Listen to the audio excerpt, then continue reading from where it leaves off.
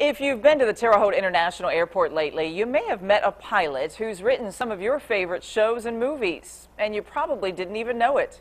News 10's Gina Galeros has his story. Clear. Jim Fisher spends his time flying through Terre Haute skies. His previous life is one most of us won't experience in a lifetime. It's just an amazingly creative time, and it's hectic. I mean, you're constantly working. But I don't think anybody, when they're done, would ever trade it for anything else. Fisher grew up acting and making people laugh. After graduating college, he acted at Chicago's Second City, a premier comedy club and school of improvisation, alongside John Belushi. After 3 years there, he and two others developed a comedy trio called The Graduates, rubbing elbows with many familiar faces.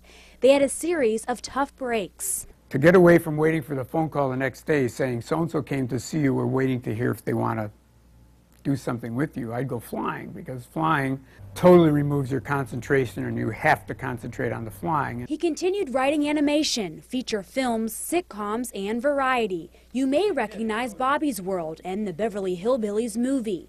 Fisher remembers the good old days. So here's a great history. More funny moments than we have time to tell. And they're describing Steve Martin as the driver. But they're going, oh, my husband, it's just so irritating. All I can do all the time is he laughs like a pig. And Steve goes, oh, did you hear that?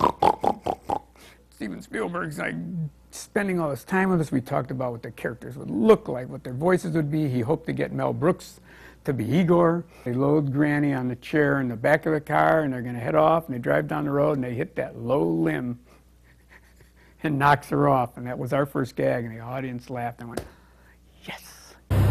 Fisher flies high with no regrets, taking priceless memories along with him. In Terre Haute with photojournalist Nick Nebesny, Gina Galeros, News 10.